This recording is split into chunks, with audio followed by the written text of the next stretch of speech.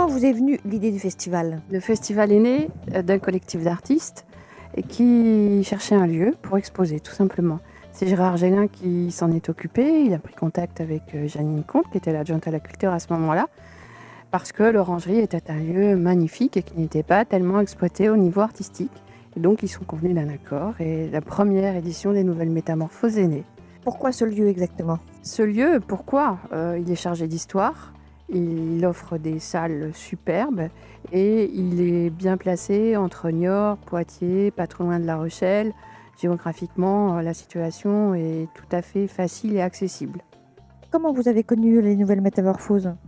J'ai connu ce festival par l'intermédiaire d'une amie, du bouche à oreille. On a des très bonnes explications, ce qui est rare parce que les artistes sont parfois inaccessibles et là l'avantage c'est qu'ils sont très accessibles. Et l'explosion de couleurs, c'est vrai que c'est assez réussi cette année pour les métamorphoses.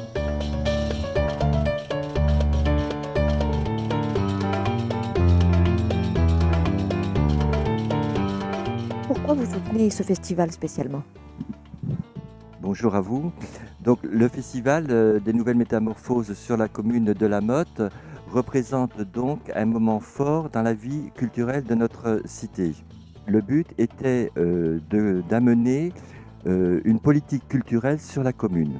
Nous partons du principe que la culture n'est pas réservée uniquement aux gens des villes, mais aussi que nous, dans nos campagnes, dans notre milieu rural, nous avons droit aussi à avoir une politique culturelle. Qu'est-ce que le festival apporte comme lien social? Chaque année, que ce soit pour le printemps de l'Orangerie ou pour les Nouvelles Métamorphoses, les écoles vont venir échanger avec les artistes parce que les enfants ne sont-ils pas notre public de demain? Afin de créer ce lien social, depuis plusieurs années maintenant, les artistes sont accueillis dans les familles.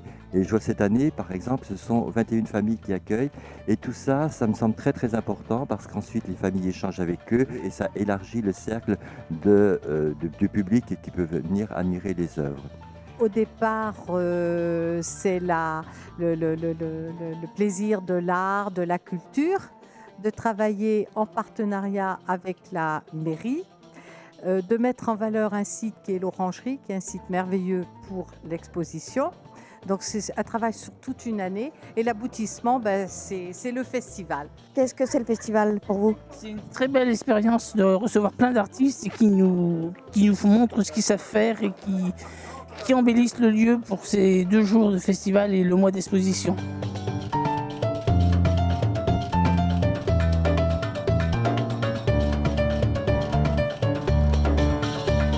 Les Nouvelles Métamorphoses, c'est d'abord une association qui organise un festival d'art contemporain. C'est aussi la rencontre d'artistes et puis d'un public.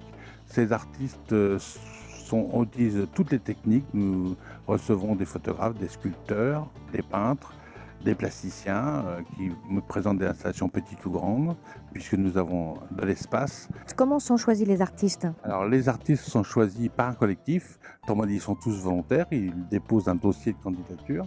Et pour ce qui concerne le IN, ils seront choisis par un collectif de 11 artistes qui vont donc choisir et discuter sur chacune des candidatures. Je considère que le travail du peintre, c'est d'essayer de